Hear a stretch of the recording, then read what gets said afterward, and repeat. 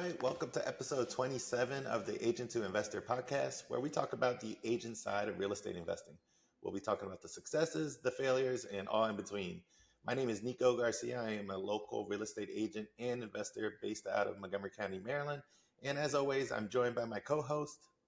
Anna Bialik, Northern Virginia realtor and mostly out-of-state investor. And we have a special guest. I know we say that all the time, but we have a really special guest today.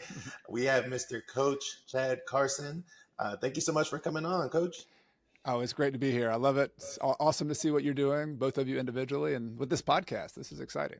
Yeah, we are super excited to have you on. We'll have thousands of questions, so we want to try and keep this, within an hour. But for those of you who don't know Coach, we've talked about him on countless of episodes. He's very instrumental to Anna and I and what we've accomplished in our investing journey. But Coach is a mentor. He is also an investor. He also hosts a podcast on YouTube called Coaching with Coach Carson. He's an author with Bigger Pockets. He has 2 books, and he is a husband and a father of 2 beautiful daughters that we were able to see this month at BPCon. So thank you again for coming on the episode, Coach. So we'll just kind of go right into it, and we'll kind of bring it back to, the beginning and a little bit of your background. So you mind sharing, where you come from, your background, and what initially got you in this field?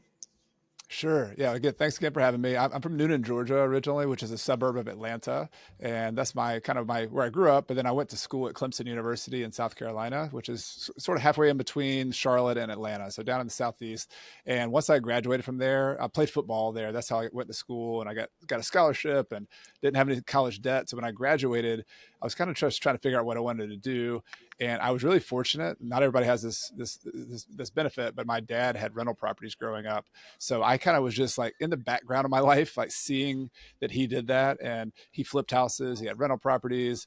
And so he had like books on the shelf that I would just like, when I was home, I'm like, oh, that looks interesting. Let me pull that off the shelf. And I was not interested in it because my dad used to buy these fixer upper houses, and they would be like junked up properties, and people just leave a bunch of trash in there. And he would drop me and my brother off when I was like 12 years old and say, all right, boys, clean up this house. I'll be back in 3 hours. And we're like, this is horrible. Like, who would ever buy this crappy house like this? And we were just complaining. We were very, I look back on it now, I'm kind of embarrassed how much we complained about it, but it was really good for me to see like that dirty side of the business and like what actually happens behind like properties, because full circle, like when I graduated from college, I was like, oh, this could be kind of interesting. I want to see if I could do this. And I got into the business of flipping houses as well. Initially, I got my start by finding deals for my dad in Newnan, Georgia. So I would be what's called a bird dog, where I would go out, find houses that were vacant, find houses that needed work. And I would basically just point to them because I didn't have the money, so I didn't know how to buy them, but he would end up buying them and fixing them up. And then I made a $2,000 finder's fee every time we brought a deal. So, the agent business is, there's some agents who do referrals, and that's essentially what I did early on. But then I kind of outgrew. My dad didn't appreciate me trying to tell him what to do, and he said, "I think you need to get out of the nest, little boy, and kind of go do your own thing." And so I moved to South Carolina, and a business partner and I from there, that was 21 years ago, started doing our own thing up in South Carolina, back to Clemson where I went to school. So I've been there in Clemson, South Carolina for that entire time, and that's kind of the big picture of it. But I'm happy to go into any details about what it looked like in between. I have questions, so many questions, and they have nothing to do with the ones that we sent you. So what degree did you graduate with from Clemson, and did it help you with your real estate investing? That's my first question. Yeah, well, it was a biology degree and had a minor in German, basically a double major in biology and German, which had nothing to do with business. I was kind of a pre-med major, and I was very interested in that. I still am to this day. I love science. I love foreign languages. But when I graduated, the biggest feeling I remember having was that, all right, I've been in school. People have been telling me when to go to class on time. You have to I played football, so it's kind of like the military a little bit, not kind of military light, where you had to go and go show up at meetings, and a lot of stuff was just, I felt like I was wasting my time. And I'm like, all right, I've had enough of this. Like, I want to be an entrepreneur. Like, I want to have freedom. I want to have flexibility. I want to control my time. And so that idea of starting my own business was like really powerful for me. And real estate was like just the obvious one for me because I just had seen that. Yeah. And my mom was a medical professional, had her own dental practice. And so I kind of saw how she and my dad kind of partnered up with that and ran their own business. And so I think I just saw that. And I was very lucky that I had parents who were entrepreneurs. And it was just like, oh my God, this is really cool. I don't have to go work for somebody else. I can do my own thing. And so that was what really led me that direction. Okay. I was just curious because I know sometimes people like there's a question about whether to go to college or not. And I tell my own kids, like, I mean, they're the oldest two are in college. And I'm like, but if you have a plan, like if you have a vision and you can come up with a plan, then, we can have that discussion and maybe college isn't the right answer. So I was curious what degrees Yeah. you got your educate or what degrees you got and if it was helpful. And if you would Yeah. change it if you went back, would you change your degrees if you went back? I like the fact that I went to college. Like I love learning. So to me, it's like the fact that I got to learn foreign languages and Hmm. history, and I got to learn science. Like I wouldn't replace that for anything for me personally. But it was more of a, like a exercise in just intellectual expanding my mind. For most, I mean, for if somebody came to me, and my daughters are now 13 and 11, they've sort of assumed they're like, oh yeah, I'll go to college someday. But to me, is like if they want to go to community college and learn a trade or a skill, if they just want to go to work for a couple of years, like I would be fine with that as long as what you said, they have a plan. Like if they got a plan on how they're gonna like feed themselves and take care of things, I just Yeah. want them to have skills and I want them Yeah. to be happy. So I don't think college is the right way to do that for everybody. So after college, it sounded like you had a plan, and I know you played football. You were a linebacker for Clemson, and you had a plan. And once that initial plan of making it to the league didn't pan out, you decided to kind of go headfirst into initially fix and flips. I believe I read in your book, and I've heard in a few podcasts of how you actually got scrappy because you really didn't have a lot of funds to do it. You mind talking about those beginning stages and how you were, I know you were a bird dog for your dad. Is that what you were leaning into, and how you were actually financing these initial fix and flips? Yeah, I mean, I ran into the wall that a lot of people hit when you first start investing, whether you're, an agent doing it on your own or you're an agent helping your client, like it's the money, like you got to follow the money. And ultimately I didn't want to be a bird dog. I wanted to buy the deals myself and make a bigger profit. And so what I did was I had a business partner. So I still to this day have the same 50-50 business partner. So the two of us together still didn't have enough money. Like he didn't have the money. I didn't have the money. He had a little bit more money than I did. But what we did is we decided that, all right, if every real estate is piece of real estate you buy, you have to have the deal and you have to have the money. And if you don't have the money, you just have to get a really good deal on the other Hmm. side. Like, so I equate this. I don't know if y'all heard me tell this story, but like I'm in the South, like people go to like these county fairs and have these, like, you buy these pies at the county fair, like a sweet potato pie, a pecan pie. And let's say you went to the fair and they're like selling all their pies. At the end of the day, they're like, all right, we're getting rid of pies. They're usually $30. Now they're $5. And I called Hmm. up my friend. I'm like, hey, Nico, hey, Anna, like, you like pie, I like pie. Let's get together, eat some pie. But like, I don't have any money, and these pies are on sale for $5. Like, can you Venmo this guy like $5, and we'll share the pie? Like, you get half of it, I get half of it. Like, that'd be a good deal for everybody. Like, y'all get a pie for $5, I get a piece of the pie because I didn't have any money. Well, real estate's like a lot like that. Like you have Hmm. these juicy deals, and if you have a big enough pie, meaning a deal that has enough profit, you buy it at a low enough price, there's enough cash flow, something's got to be like juicy in that deal, then you can go to somebody who has money. And that's what I learned, that you can partner with people, you can borrow money from people. There's a concept that the rich dad, poor dad calls like the OPM, other people's money. Hmm. And it's one of the most eye-opening pieces of information I ever got, because I had $1,000 and I owned my Toyota Camry free and clear. That's what I had when I started real estate. And I did have resources. I had, family members I could call, but like from a money standpoint, I had to figure out how to find deals. And I'll give you the first example. The first deal we did, it was not a home run deal, but we found a deal in Pickens, South Carolina, near where I live, that back in the day, these prices are going to seem crazy because this is 2003. But this property, the fix up price of the single family house was $110,000. And we found it as a foreclosure. A bank had taken it back. It was listed for like 60 or 70,000, I think. And we made an offer. We ultimately bought it for 55,000. Like, we made some offers. They took a lower price. So 110,000 potential. We bought it for 55,000, but it needed like $20,000 worth of repairs. So we got it under contract, but they were like, dude, like, what are we going to do now? Now what? And we had been having a conversation with a former professor of mine at Clemson, who was also a real estate investor. This is the key. You have to have relationships with people who have money. You got to build a network and talk to people. And we went to him and said, hey, we found this deal. would you partner with us? Would you put up the money?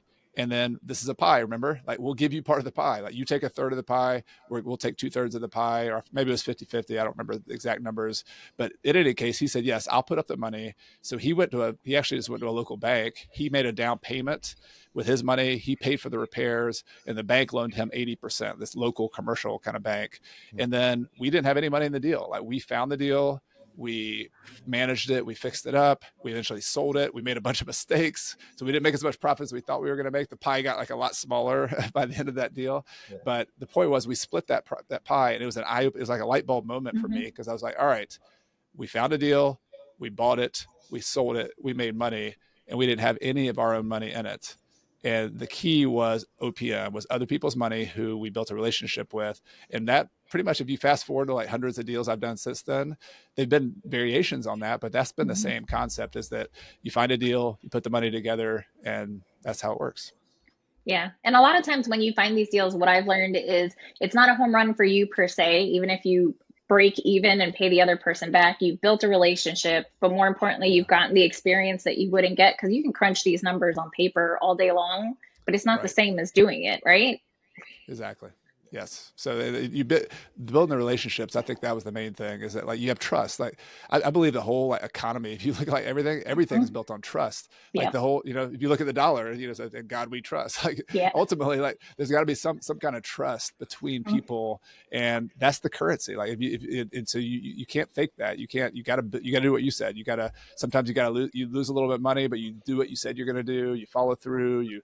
I used to send these little reports every month to my 3 or 4 investors that I had, and say, it's called a blue ribbon report. And I showed them all the details of what we're doing, and I communicated, and I had meetings with them. And I think, if you don't have money, you've got to like over deliver on everything else.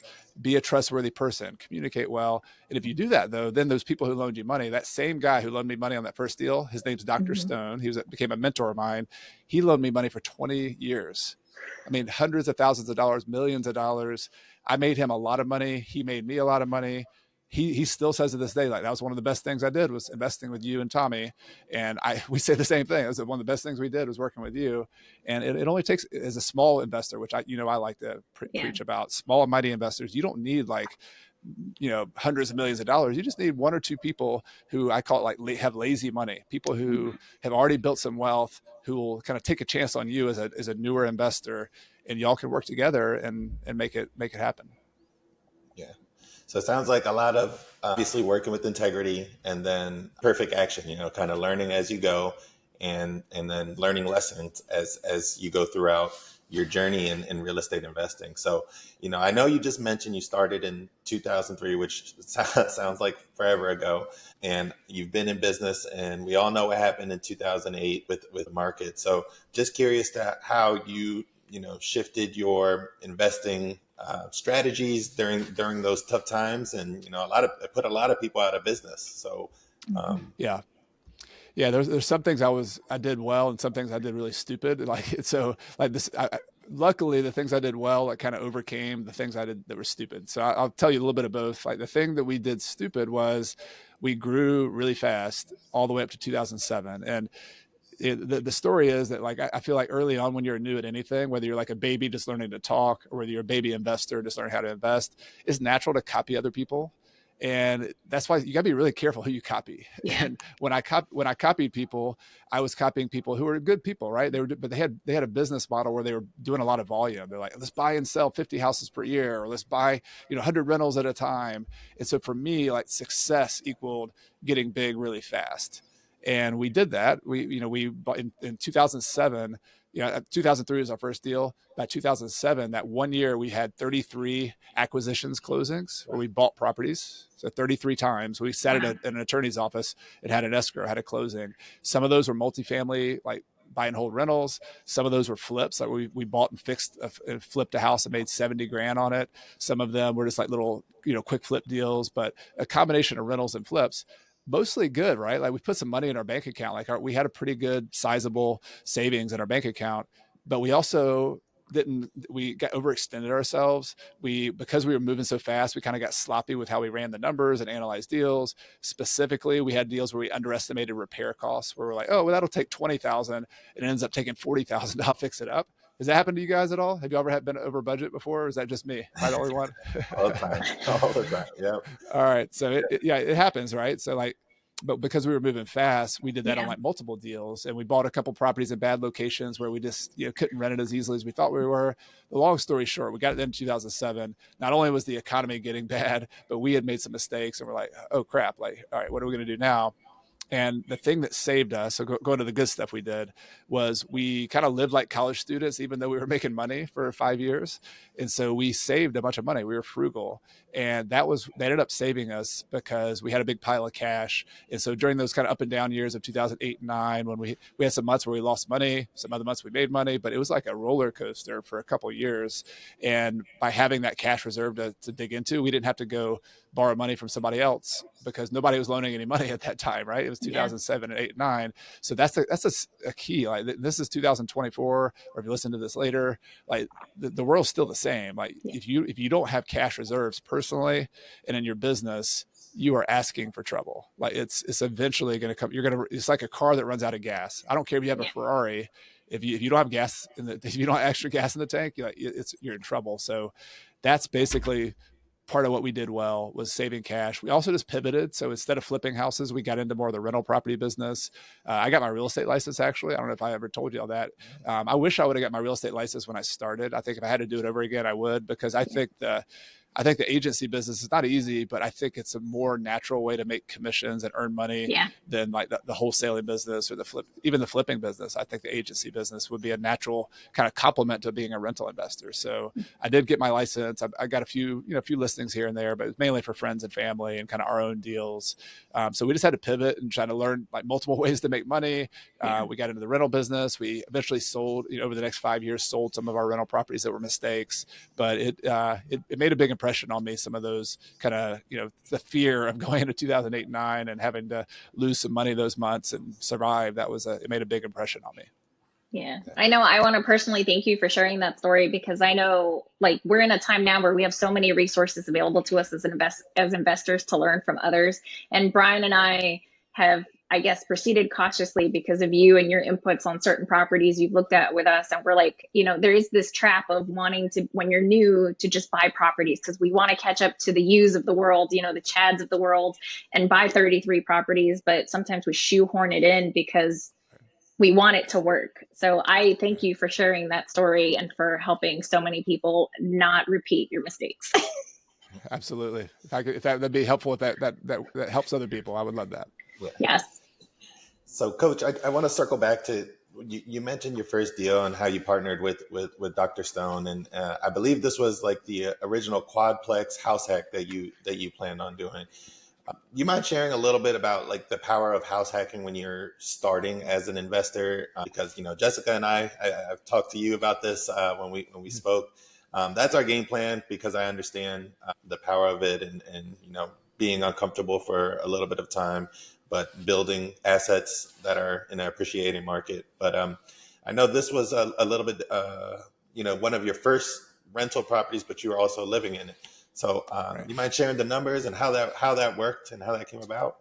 Absolutely. Yeah, I love telling this story, because at the same time I was doing that flip deal, that flip with Dr. Stone was our first deal. We did 2 or 3 more after that, but I was living in my business partner's spare bedroom during those first flips. Eventually it was like, all right, I kind of live in a storage closet. I need to go do my own thing. And so I wanted to find my own place. But as an entrepreneur, and I think a lot of agents can appreciate this, like your salary and your commissions, like it's kind of nerve wracking, right? Because it can go up 1 month, it can go down 1 month. Like you're an entrepreneur and there's no guarantee that you're going to make your next commission. So my point is you have to be really careful on your expenses. Yeah. And the biggest expense we all have is our housing.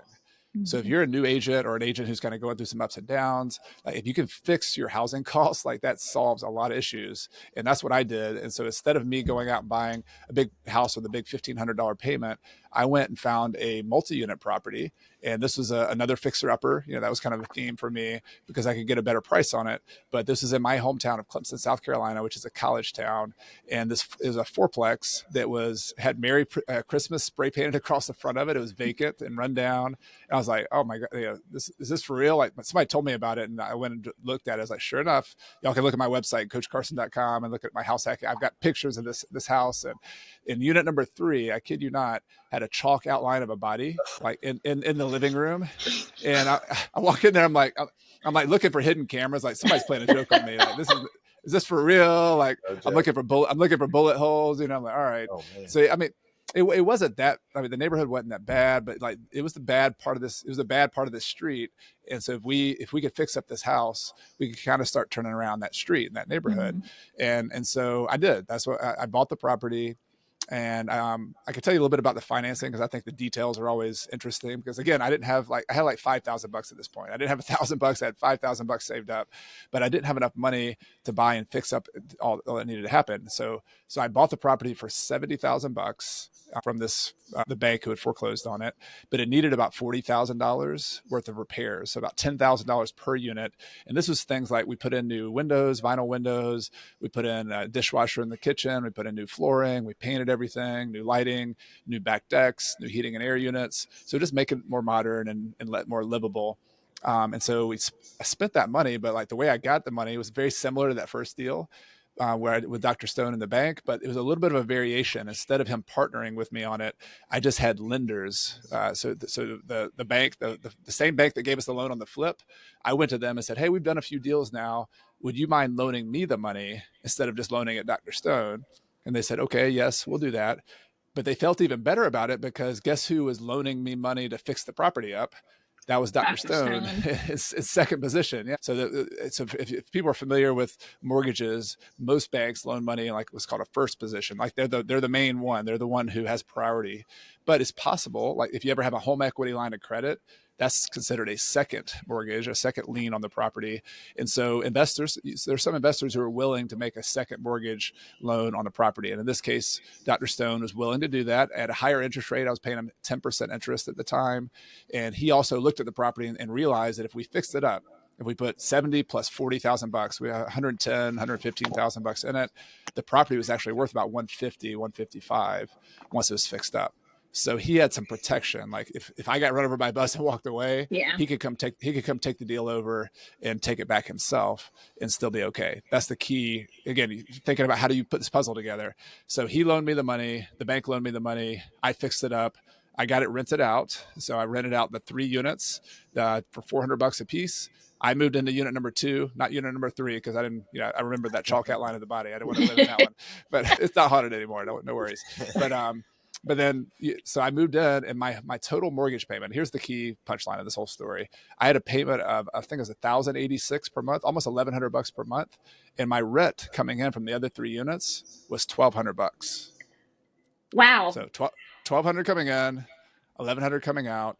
I was like, this young entrepreneur who's not making a lot of money and living basically for free. I had a little bit of repair costs and things like that, but that was like a game changer because I could kind of breathe, sigh of relief. Like I was still out there trying to hustle and flip houses and eventually get my license. But like, y'all know how it is. Like it could be like, you can be nervous, but I had my housing costs taken care of. And that gave me such relief and confidence that I could go out and do a lot of the other stuff I've done, buying rentals, flipping houses. And I think it was a big part of the success from there. So did that house hack initially kind of shift your mindset in terms of, I know you were doing a lot of fix and flips, but you didn't have a big, rental portfolio at the time. Did that kind of shift it in terms of, okay, the power of, house hacking and getting my expenses pretty much zeroed out? Yeah, it transferred my thinking on my residents that don't just buy a house and make a $1,500 payment, like live in a house hack. So if anybody hears this and they are willing to live in a place that's like a fourplex is a really good deal. Like that's about as good as it gets. But even if you live in a house that has like an accessory dwelling unit, or I've had friends who live in a 3-bedroom house and rent out the other 2 bedrooms to roommates. Like not everybody's willing to do that, right? But to the extent that you're willing to do this, and eliminate your housing costs, it's a way to, number one, reduce your expenses. But then number two, you now have this property that you can keep. Like, let's say later on, like you don't want to live in a fourplex anymore or a duplex, and you move into your dream house or whatever, or into another house, you can keep that. You don't have to sell it. You can keep it as a rental property. And that's what I did. So like, I still own this property to this day. And it's the property that was worth 155 that I had about 115, 120 in.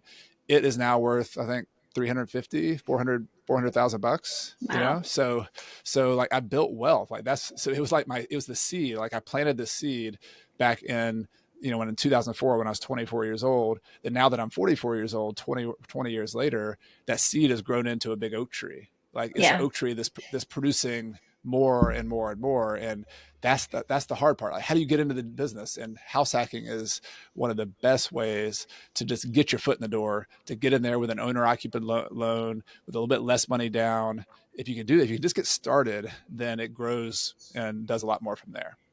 Okay. Can I ask the Mr. Dr. Stone was second position. That bank that you went to, was that a smaller local bank? Because I know sometimes it's easier to Yeah. build relationships with smaller banks to start off, right?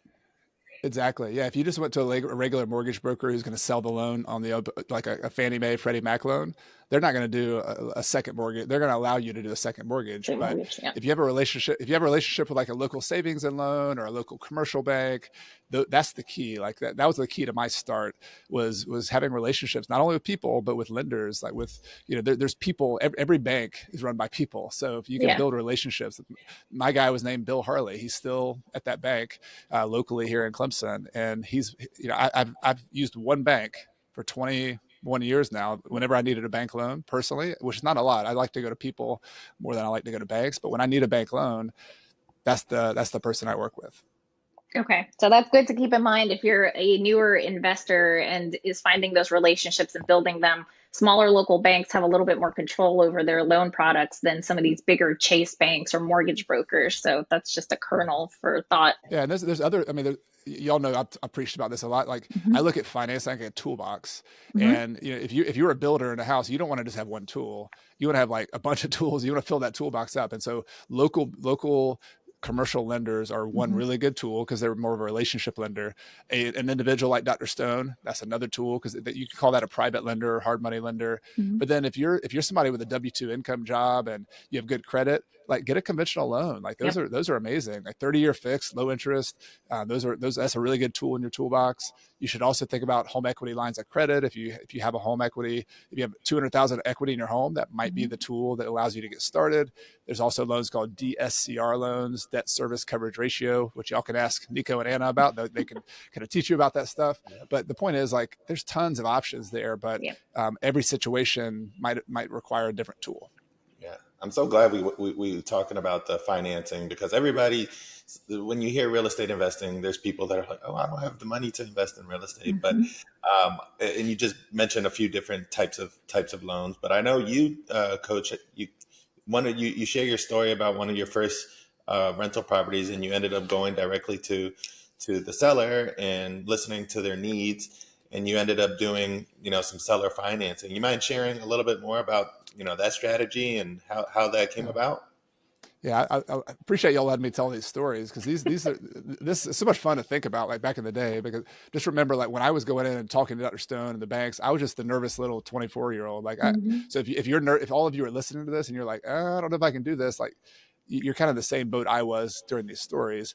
But the cool part about this next rental that I bought, this was not my house hack. This was a kind of one of my first just regular rental, a single family house, and I was sending out letters to people who own properties. That's one of the ways I found properties off market. So whether you're a realtor or investor or both, that's one of my favorite ways to find properties is doing direct mail.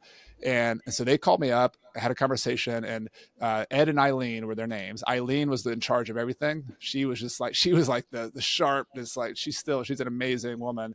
She called me up and said, Chad, I got your letter.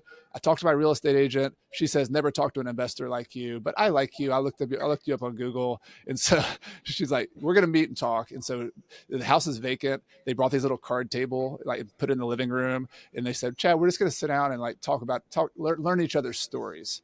And they were both retired Methodist ministers, the sweetest people in the world, kind. They told me the story about this house, though. They grew up, their kids grew up in this house, and they decided to keep it.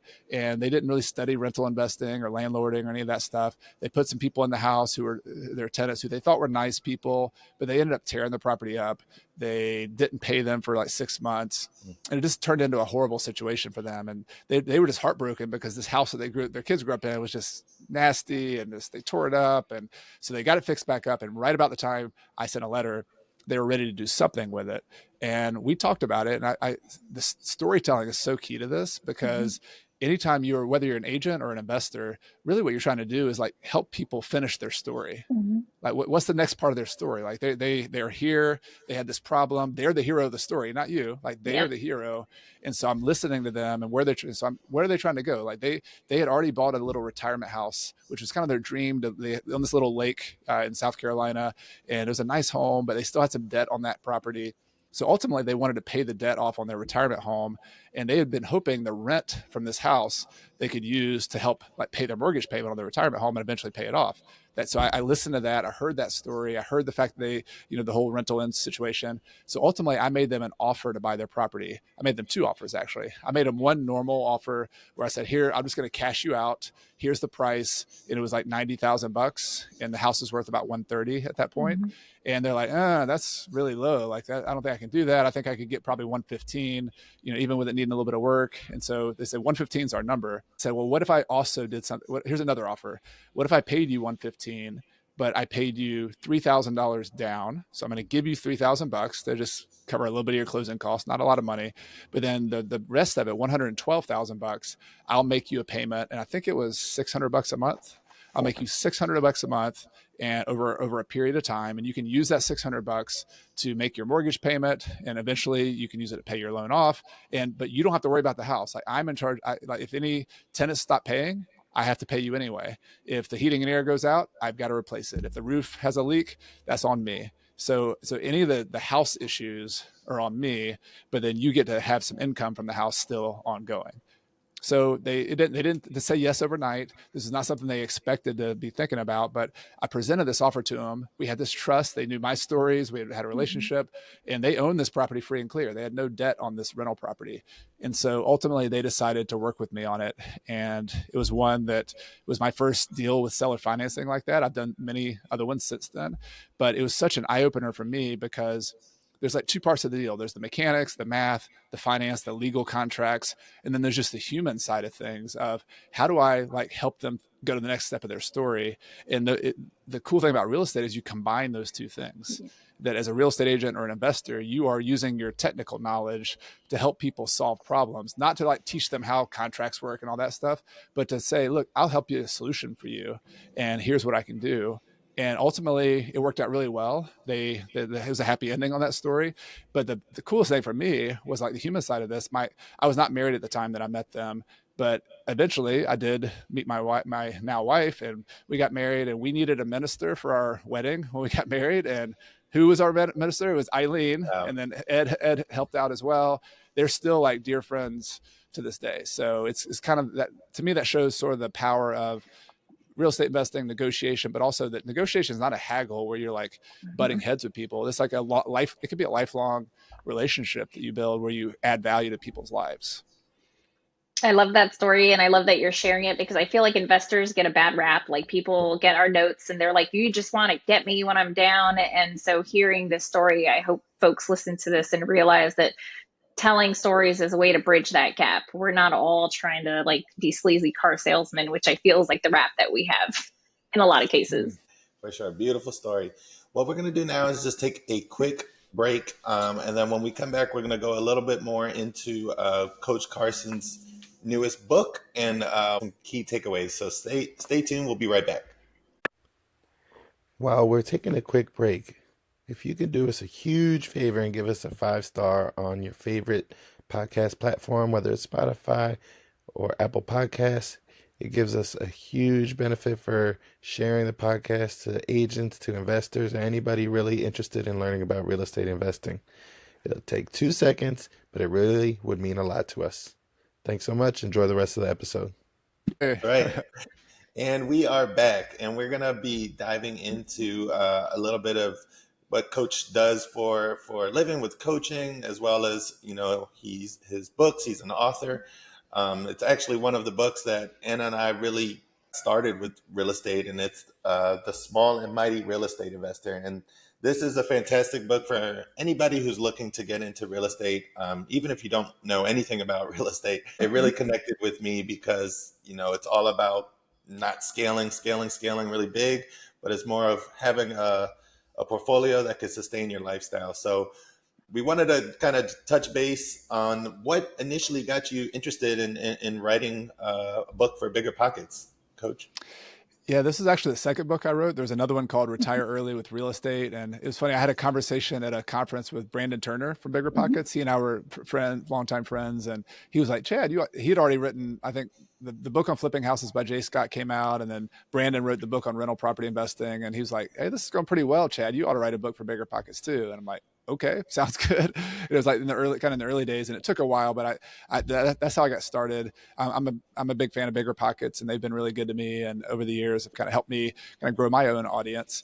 But the reason I wrote the book, I've heard other authors say this, like you write a book, not because it's like a fun, easy thing to do when you're writing it, but it's like because you have this itch in your head that can't go away. Yeah. And for me, I feel even more than real estate, I feel called to be a teacher.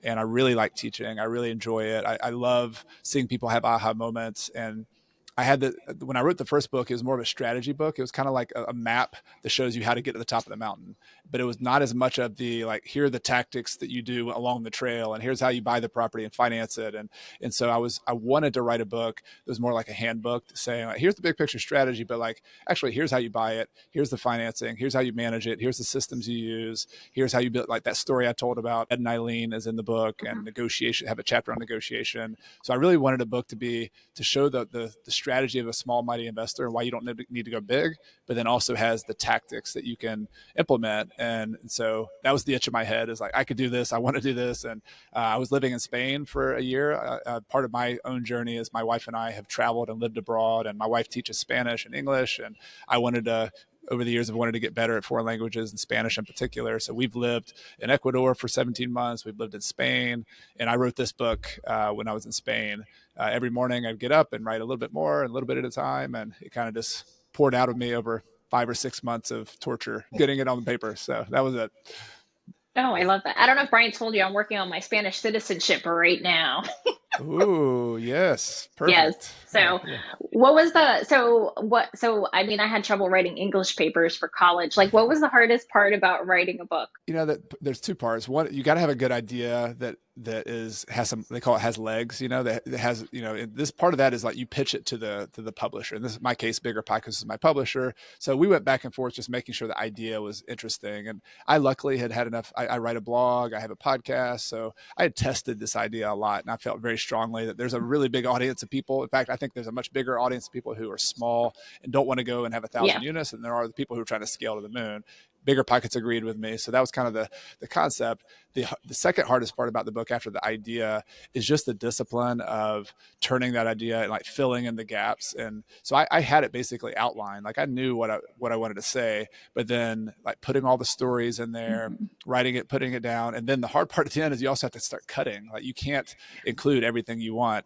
Any good creative project, whether it's a movie, a book, whatever, there's a lot left on the cutting floor. And so part of that is just like trimming it down so it's not this behemoth of a you can't write too much, because then you lose people and it gets boring. So taking those ideas and trying to make it interesting, Mm-hmm. mixing stories with charts and graphs. That's kind of my MO as a teacher. I try to have a story that makes it interesting to draw people in, but then deliver the goods, with some meat and some graphs and some technical aspects and spreadsheets. So those are a big part of the work I did writing the book.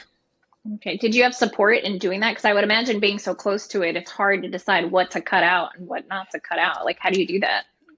Yeah, there was so Savannah at Bigger Pockets was my editor, and we had regular conversations. So that it's really a cool process when you have an editor, somebody who really knows what they're doing and has the detachment. They're not you, but they could be like, I think you could do this a little bit more. How about if you put this before that? And it's kind of like my understanding. I'm not a musician, but like a producer for a musician, often like it's kind of like their muse almost, like draws out the best in the musician. Like Rick Rubin has seen some cool interviews with him. He's worked with like rappers and hip hop and country music and like bluegrass. I mean, he's like all over, but he's like this muse that helps like artists kind of put it out there. And that, I'm not saying that's like my league, but that's kind of what an editor did for me with the book. They refine your concept. Yeah, exactly. So, Coach, the book is called "Small and Mighty Real Estate Investor." So it's all about having understanding your financial independence number, and essentially reverse engineering and finding out how many properties you need to have to sustain that lifestyle. I think that's what really resonated with Anna and I, is because we don't plan on having a huge portfolio, and I think you mentioned like once you have a sustainable portfolio of rental properties, you kind of prune the tree. Maybe sell off a few to pay off some other ones. So we love that idea, because it's not what most people coach. They're talking about, hey, scale, and you can really burn yourself dry if you're continuously growing. But really understanding why you're growing is what really resonated with me. Yeah, I appreciate that. I mean, that's ultimately what it's all about, right? I mean, like real estate's a tool. It's a really cool tool, and it's amazing. You can use it, but it's like ultimately, why are you doing this? And what I found is that like most people, I'll just give you my own story. Like I made a list of things back in 2007 when I said we were having a lot of trouble. My business partner and I made a list of like what would my ideal day look like, and I recommend everybody do this. Like, what kinds of stuff would you do if you just waved your magic wand and you had as much money as you needed? Like, money's not an issue. And for me, it was like, I want to play basketball in the middle of the day. I want to go hiking. If I have kids, I want to spend time with my kids. I want to travel and learn foreign languages. I want to teach. And so I wrote those things down. But the thing that was like keeping me from doing that was partly money. Like I had to go earn money just like all of us do. But it was also like my business was taking all my time. And I found that like big, huge businesses that scale with, thousands of properties, like it sounds good on paper. And there are success stories where people have these business systems and teams, and they're kind of like riding off into the sunset while their team runs the business. But that is really, really hard to do. Like that is so hard to do. And there's a bunch of people who crash and burn and lose money and go out of business on the way. People don't talk about that. Like they just talk about Elon Musk and all the heroes, right? And so what I found is that a small model, we understand this is like, the barber on the corner, like in a small town, like that little local business, the local clothes store, like we're the local real estate investor. We're like the local small mom and pop real estate investor who has 5 properties, 10 properties. I've gotten a little bit bigger in my own business with my partner, but I mean, whatever business works for you is what I've tried to help you do. And you reverse engineer that. It's just a math game too. Like if you have 10 properties that each, rent for $1,800 or $2,000, but if you haven't paid off, after you pay all your expenses, maybe you net $1,000 a month, net.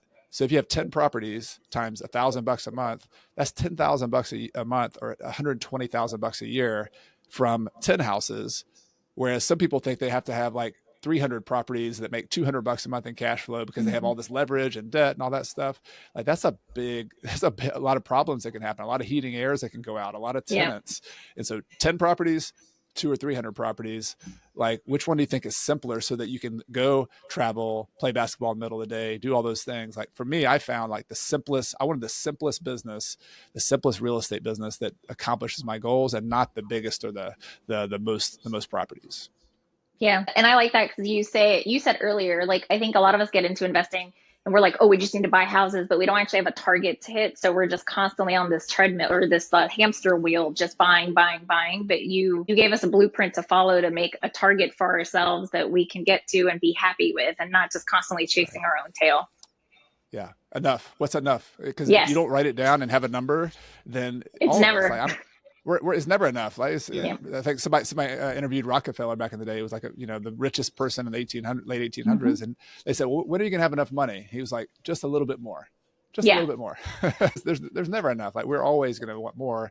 So unless you set a goal and try to work it backwards from that. Yeah. Yep. I mean, our other mentor, Omni, who we introduced you to this past BPCon, always talks about, the slow and boring way to financial freedom, where maybe you're buying one or two rental properties a year, and how it's not sexy per se in terms of like in real estate investing. It's not the get rich quick scheme where a lot of people come in, and that maybe why they love Airbnb business or the fix and flip business or things like that, where they see immediate returns. But that's what really got me into the long term rentals. I know, Chad, you mentioned that you lived in Spain and Ecuador, and you do these mini retirements, which I find pretty awesome and unique. You mind sharing a little bit more about these mini retirements and how you're able to live abroad with your family while you have a sustainable business back at home? Yeah, but this idea was, none of these are original ideas. But when I was back in 2007, 8, and 9, when I was kind of the Great Recession and all that, I read the book called The 4 Hour Work Week by Tim Ferriss. So that was where I originally got the idea from. But the concept was similar to what we're talking about here. Is like, don't wait until you're in your 60s or 70s or 80s to actually try to live your life. Because a lot of us, like especially investors, like we're all about delayed gratification, and I get that. Like we save money so that we can have a great life later on, right? That's great. But I think there's a middle ground there. Like there's a middle ground between like blowing all your money and spending it all now and never not having anything left, and like being super frugal and never spending any money and waiting like 50 years from now until you're not healthy enough to be able to use it.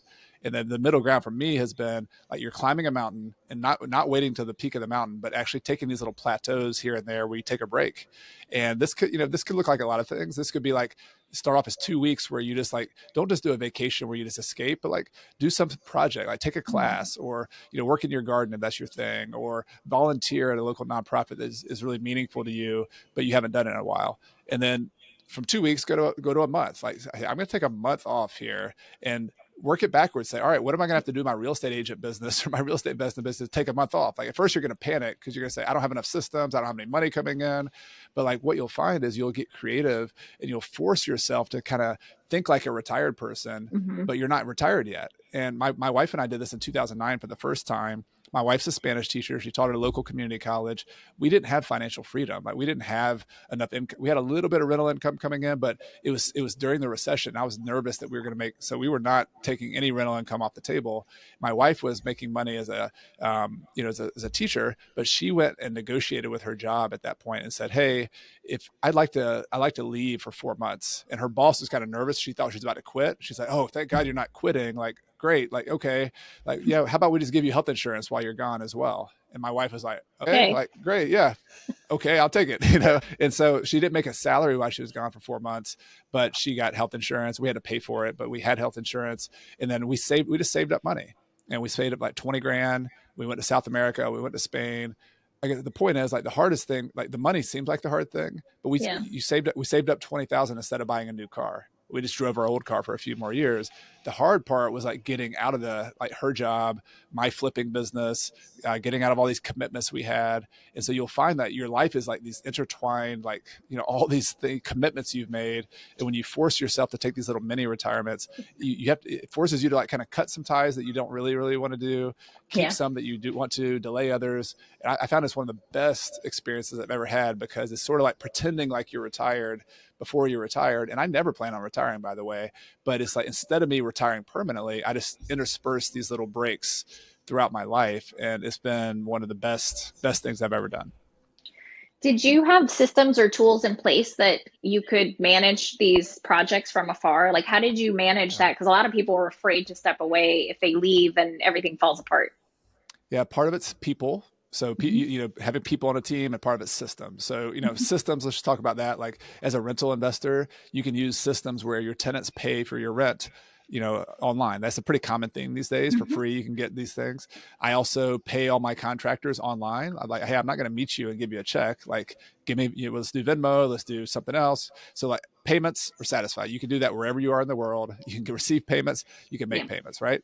The other thing, you have a cell phone, like you can get an international phone plan. So like a lot of the things that used to be obstacles are like when I first went on my 2009 mini retirement, I had this little laptop and I was using Skype, where I would pay, like I had to load up Skype with money so I could talk to my contractor on Skype. When I was on the Magellan Strait in South America, we were about to go on a tour of a penguin colony. I'm like calling my plumber on this little laptop laptop, with Skype saying, hey, can you go fix this hot water heater for me? And then he's like, yeah, I got it. You're good. And then I hung up and went on a tour of the penguin colony, or whatever. It's a lot easier today than it was then. You have a cell phone. And Right. so part of it is systems, but then the most important is team. And so for me, on some of my trips, I've had a bookkeeper who kind of grew into a property manager internally for us. And so she handled 90% of what we did. And I trained her and taught her how to do it. And she made money while we were gone. And that was her job. But then the 10% she couldn't do, I still did abroad. I signed all of our leases from abroad. So like if you combine building relationships with good team members and systems, you can be completely flexible. Now I know, like a real estate agent, like you're going and delivering those sales calls and those listing appointments. So at some point you might have to have like a partnership with somebody where maybe they cover for you, you cover for them. Like just get creative. Like instead of saying I can't do that, ask yourself the question, like, what if I couldn't answer my phone for the next month because I'm not going to be here? How could I still be in business? How could I do this? And don't try to answer it right away. Just like pause and say, how could I do this? Because how is a very creative question. And instead, what most people would say is, oh, you can't do that. I have to go to listing appointments or whatever, Instead, what I started doing was saying, well, how could I have a rental property business that flourishes even though I'm not there for 4 months or 6 months or 12 months or 15 months?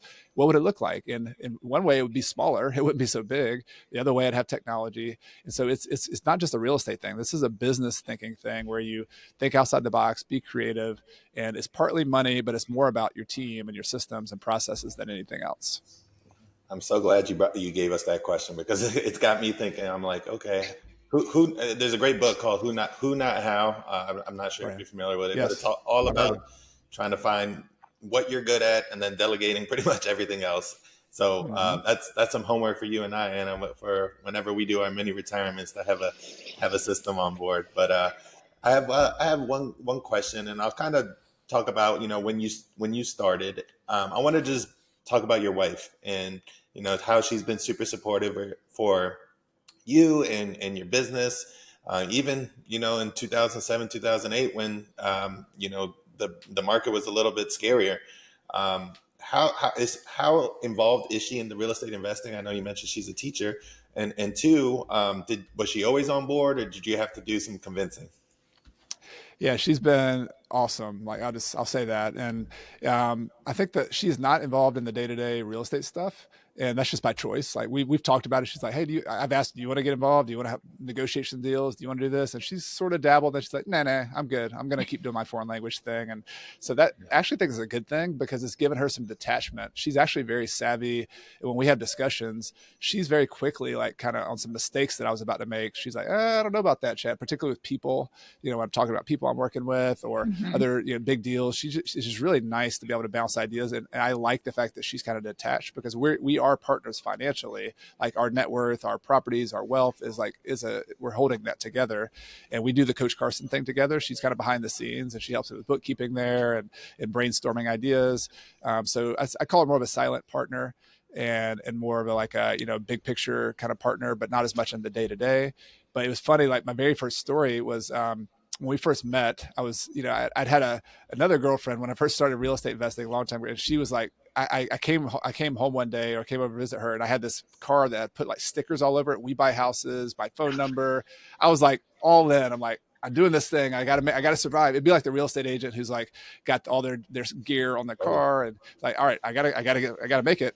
And she was like, she's a very nice person. She's like, that is not cool. Like that, what are you doing? And I was like, I think I see where this is going. And there's for whatever. But with Carrie, I went on my first date with her, and I went to pick her up in the We Buy House's car. She gets in the car.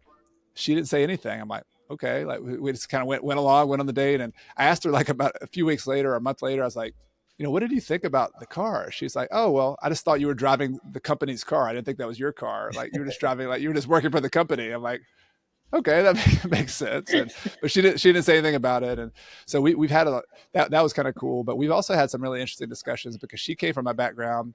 Her family's, she grew up Catholic, and some of her like kind of heroes and people she really admired were like in Latin America, these priests who like were into social justice and into like serving people and, just being a servant. And she was also very skeptical of like capitalism, like just some of the things she'd heard. And so we had these interesting conversations. Like, she was into camping and outdoors and was frugal just because of kind of those reasons and environmental reasons. And I was more frugal because, like, I'm trying to survive as an entrepreneur. And I was also interested in that other stuff. But so we've kind of had a helping each other out. Like, I don't think she sees capitalism and entrepreneurship as like an evil thing anymore. And at the same time, like, she's also influenced me to see, like, how can we, contribute using our money and our time and our wealth, and doing what matters is a mantra for us, as much as anything, to like lead with your values and lead with what you think is the right thing to do, and then have your business kind of help you do that.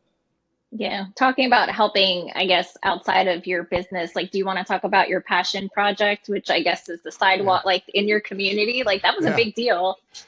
Yeah. So one of the things I spend my time on, and my wife does this too, is what we were pushing our daughter in a stroller when she was like 2 years old, and from our house in a suburban small town in the South, but it's a college town. And we were trying to get to the local park a quarter mile away. And we were just like so frustrated that there was no sidewalks, that there was no paths, that you had to cross a road with a bad there's no crosswalk, and trucks almost run you over, and like, protective dad. I'm like, what is going on here? And I like walking, I like biking. And so I started going to local meetings, just like contributing to the community. And the theme came up over and over again in our town in the planning meetings, like, hey, we have a great town, but there's no connectivity. There's like no, if you're walking or biking, this is extremely hard to get around. I'm like, yeah, exactly. Like, is anybody working on this? And the city planner was like, no, not really. This is in our plan. I'm like, that's not all right. That's the entrepreneur in me is like, that's not enough. Like, we got to solve this problem. And so I kind of recruited a few other people who were at those meetings, and we started a nonprofit and we actually, there was a student, a professor on campus, an architecture professor, and some students who had this idea called the Green Crescent Trail. And they had mapped it out, and what it would look like. It would connect all the towns locally.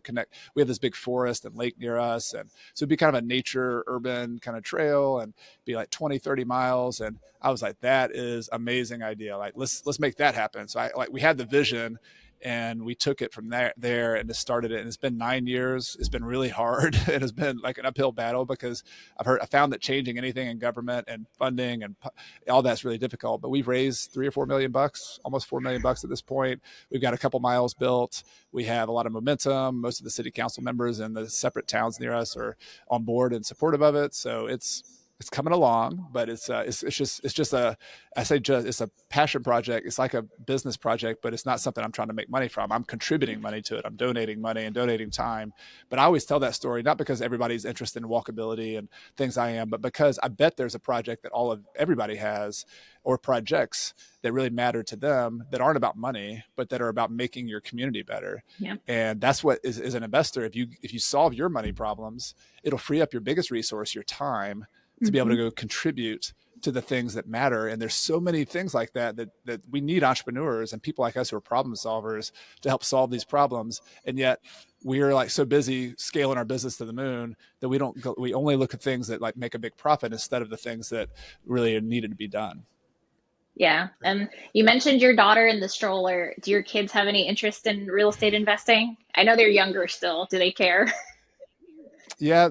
So when we were at BPCon, they listened to my talk for the first time, and they were like, Dad, that was a really good talk. I learned a lot. I'm like, awesome. Wow, that was the biggest compliment I've got. I mean, I appreciate y'all saying nice things, but like, my daughter's saying nice things. Like, they usually say, your book I'm going to read your book someday, Dad, but it's kind of boring right now, so I'm not going to read it. So the fact that they want a house hack one of these days. They said they're going to like live in a duplex together or do a house hack when they're in college. And they know that I'm, of course, willing to help teach them if they want to do that. So I would be very happy if they wanted to do that. Awesome. Speaking of passion projects, and we're getting close on time, but I wanted to touch in about RPM, Rental Property Mastery. It's a program Anna, Brian, myself are in. It's a coaching program that Coach Carson leads. You mind sharing like what made you even start thinking about doing that, and why it's so important for you to get in this coaching space? Yeah, well, I mentioned earlier, I feel like my calling is a teacher. And so I've been teaching classes for years, and I love teaching courses, and I still teach courses. But I found that if my goal were to make my student the most successful possible, like I wanted them to buy deals, finance them, eventually have financial freedom, classes were good and the book was great, but like you have a really low success rate as an author and as a teacher. Like it's kind of frustrating. Like you teach a course and maybe 5%, 10% of the people actually complete the course. And then maybe 1 or 2% actually come back and say, hey, we implemented that and did something. And people just tell me, oh, that's just the way it is, Chad. I'm like, no, it's not. Like that's not enough. And so for me, I've done some coaching in the past, and I found that coaching and having a community of people, I learned this from sports when I played football. Like if you want to change your behavior as a football player or as an athlete, like you got to have a coach and you got to have a team, and the team around you is really what elevates your game. So I got really excited about the idea of like, what if I could create a community of people, a small community, not like unlimited people, but a small, limited number of 300 people or less of small and mighty investors. So it's built just for small and mighty investors, and it's built just for already intermediate or advanced investors. So I love new investors too, but it's more for people who've already kind of gotten started, got their first deal or two.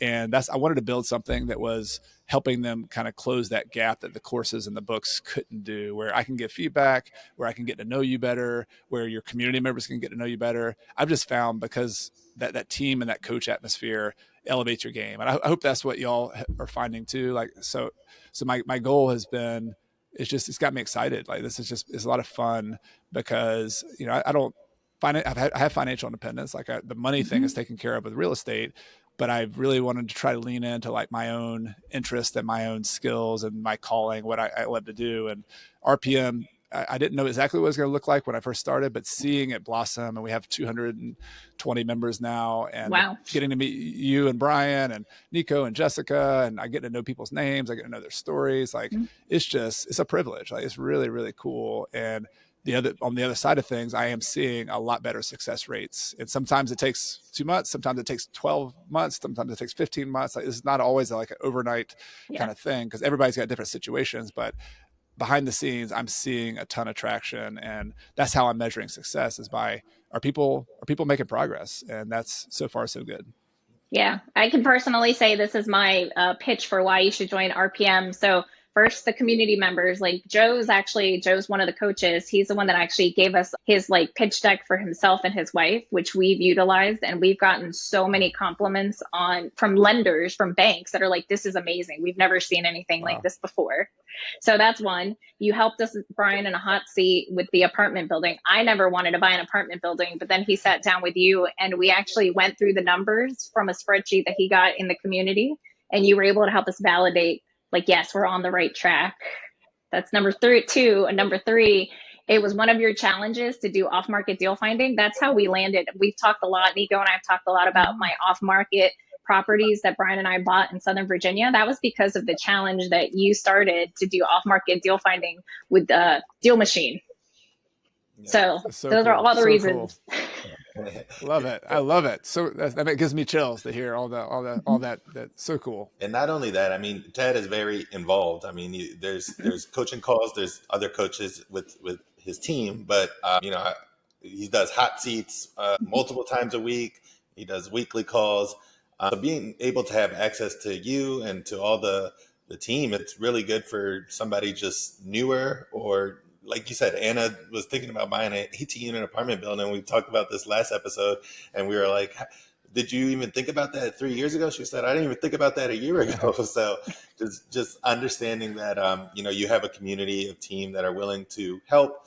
It's very go-giving mentality. So kind of paying it forward is really, really been awesome.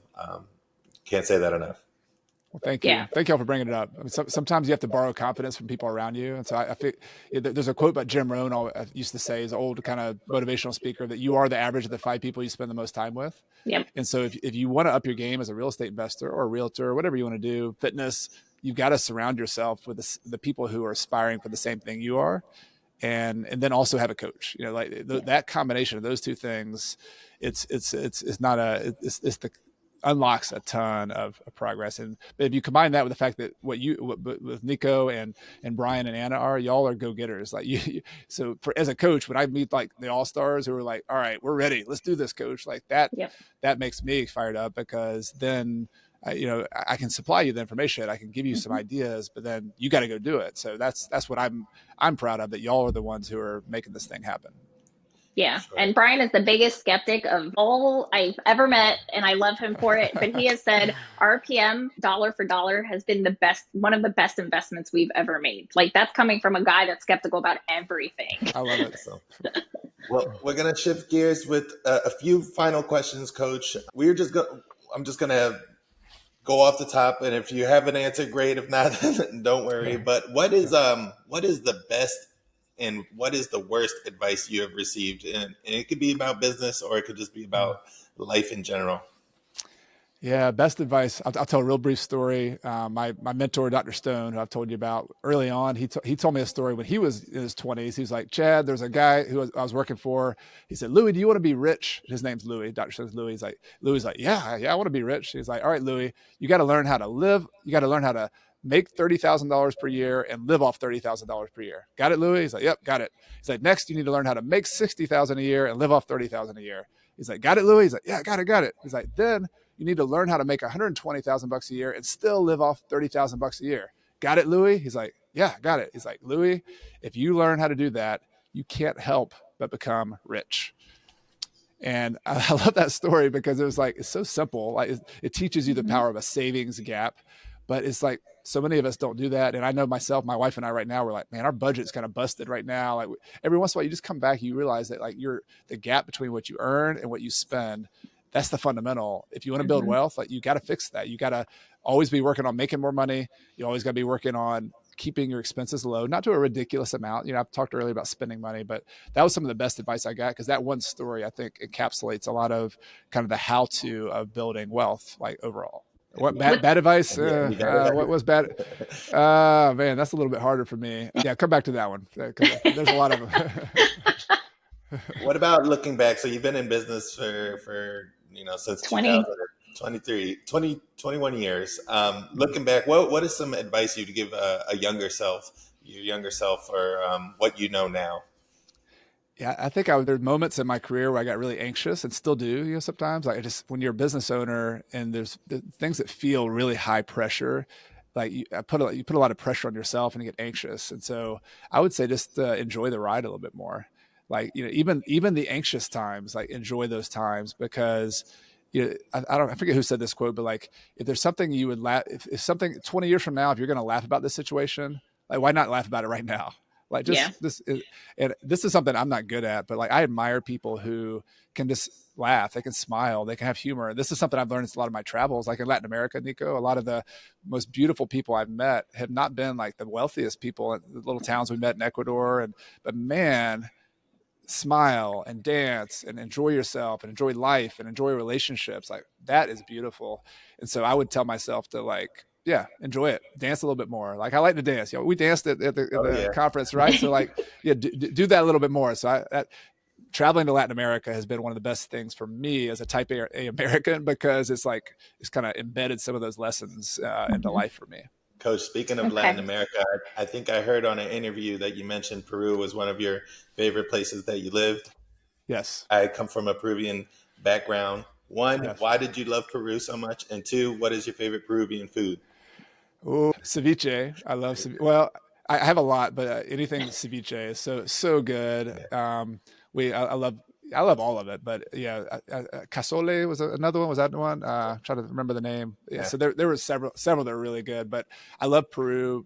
Just the culture was so rich. Like I'm a student of history. I like reading biographies, and it just every time we peeled another layer back in Peru, it was like, wow, another layer of culture and history. And like, for example, when we were in Cusco and studying the Incas, like just the engineering that they did in the 1400s it blew my mind. They carved rocks and built foundations of buildings that the Spaniards, once they took over, like they would use the foundations of the Incas, and then the Inca foundations are still there, and all the Spanish buildings, an earthquake would fall down. And I was like, holy cow. Like so there's just some brilliant, amazing things improved from a history standpoint, but also the music, the food, the people. We just really enjoyed it as well. I was going to say, speaking of being a student, so what are 3 books that you would tell anyone to read? They don't have to be real estate, any kind of books. Like these are the top 3 books I would tell somebody to read in life. Yeah, I've got one behind me on the shelf there called Deep Work by Cal Newport. This is one that people don't hear all the time, but it's been a really influential book for me as a real estate entrepreneur, but also as a content creator, as a person. It's about the idea that we're in a world that everybody's going shallow. Everybody's looking at their social media feed for 3 seconds. And so that if you're someone who can think deeply and like build that into your career and your life, into your work, you will not only stand out and be exceptionally, like you'll make more money, but you'll be unique, you'll be rare. And so it's about being valuable in a world where everybody's kind of going shallow and fast. Instead, go slow and deep. That's a really good book. There's also another one I have on my shelf called, as the very first self-help book I read in college was a gift from someone, How to Think Like Leonardo da Vinci. And it's such a fun book. It's got like a bunch of like journaling, brainstorming ideas. Like one particular one that kind of changed my life. It was where you sit down for 20, or you sit down and you write down you have to write 100 questions down. And so you just, until you just have to keep going as long as it takes to write 100 questions. The first like 10 or 15 are kind of easy. Then you're like, what do I want to eat for lunch today? Like what, you know, what? So you start, but then it starts like digging into your head. You start right. And then at the very end of the exercise, you have 100 questions and you go through and find what are the patterns of the questions I wrote down? What are my top 10 questions? And there's a bunch of stuff like that are very creative, you know, cool ideas. And Leonardo da Vinci is kind of a old school hero of mine as well, just from a creativity standpoint. So those are 2 books that I don't talk about that often that are both really cool. I dig it. I don't have those, so I'm adding them to my list. And I'll add the 3rd book, the small and mighty real estate investor. Everybody's Leonardo da Vinci, Small and Mighty Investor. I don't know if those are in the same category, but thank you for what I noticed together. When we asked this question to Amna, he also mentioned books that were not necessarily real estate related, which is pretty cool. It's a lot of, you know, mindfulness and kind of bringing you out the box. So that's what I really like about your answer, Coach. Is those 2 books are. I'm sure Anna and I are going to dig into them, and maybe there'll be a book of the month at these upcoming months. Yeah, for sure. And neither one of you mentioned your own book, which I love, which I think is why we were attracted to you as a coach, was both of you, and why we were so excited to introduce you guys, because you are both very much, you almost don't like talking about yourself and your successes. It's all about how can you help the next person or the person in front of you, and not self-promoting at all. And that has been like so refreshing. So like you didn't even mention your own book because you weren't thinking about it. That's awesome. Yeah, we'll mention it for you. And Coach, for our last question, Anna and I are very, very, you know, we really appreciate you coming on and being a coach for you and for Brian. And, you know, we found tremendous value, not only in your book, but in the community that you've built. So we want to ask you, you know, is there any way that we can help support your business in the future? And is there any way we can add any value? Well, what you've done today is more than what I could ask. So thank you for that. And just doing what you're doing, honestly, like, and this goes for everybody listening too, but most of all for y'all, because I'm coaching you too. Like, you being successful is like, that is success for me. So honestly, like, so you and Jessica buying your house hack, Nico, would be like the biggest gift you can give me. And then Anna and Brian continuing to buy more properties to get more cash flow. I mean, ultimately, like, I want to hang out like 3 years from now, 5 years from now, 10 years from now, and y'all have accomplished more of your goals. And I can say, I'm celebrating with you. Like, that's it. Like, that's ultimately the ultimate success I could ask for. That just awesome. I love that. Yeah, Coach is a true go-giver. He lets us say it for him and give him all the accolades. But Coach has been really instrumental in both of our successes. So we really appreciate you coming on. Did you have another question, Anna? Sorry, go ahead. No, I was going to say, I was like, again, you're not tooting your own horn. And if people want to know how to join RPM or like what that's about, do you want to give them a little insight onto how they can join and what that means? Yeah, well, thank y'all for letting me mention that. Yeah, if you go to, I think the easiest way to do it is just learn more about it. Like, see if it's something you're interested in. If you go to coachcarson.com/RPM, so just like the rental property mastery name, you can learn about it. I've got a video on there. Ultimately, if you're interested, we also have just a phone call where you just like, you can ask some questions. And so this is not a hard sell. This is the point I'm trying to make. It's the opposite of that, but you can learn more about it. And then if you just want to learn more about me, I'd say the best way, if you're brand new to me, just go to my website or go to YouTube and just search for Coach Carson. And, you know, kind of binge the videos, learn more about it, see what I talk about. And if we resonate, if you think that clicks, then awesome. Then maybe we can work together more later on. If not, that's cool too. And either way, there's a lot of different ways to do this, but I just appreciate y'all letting me come in here and talk and share. And you're doing good work. I'm really proud of what you're doing, both as agents and this podcast as well. Thank you, Coach. Yeah. And Coach has a podcast as well. Is it Coaching with Coach Carson, or what is it called? I need to work on my name a little better. It's Real Estate Investing with Coach Carson is the name of the podcast. Yeah. So, but I always tell people, if you just search for Coach Carson on Apple Podcasts, on Spotify, that's pretty much the brand. Coach Carson, it'll show up. There's not a lot of Coach Carsons out there. And on YouTube, I think you just hit 100,000 subscribers. So congratulations, congratulations on that. Thank you. But that is going to conclude our episode. Again, thank you so much, Coach, for coming on. Where can people reach out to you? Is it are you just Coach Carson on Instagram and things like that? Yeah, any social media. If you go to Coach Chad Carson, and I'm sure y'all could put that in the description or something too. But yeah, pretty much that's the way to find me on all the social media. I'm most active on YouTube, Instagram, or the two, and then my email newsletter. If you go to coachcarson.com, you can sign up there. Awesome. Well, thank you again for tuning in for another episode of the Agent2Investor podcast. My name is Nico Garcia, N Garcia Official on all social platforms, and you can find Anna. I'm Anna Bialik _realtor on Instagram, and just Anna Bialik everywhere else. And I will also plug it again. If you join RPM before February, you can come hang out with all of us at the meetup in North Carolina. Charlotte, North Carolina, 2025. Yes. Let's do it. Yes. All right. Let's do it. Well, thank you guys. All right. See you guys on the next episode. Bye-bye. Thanks, All right, Coach. thank you.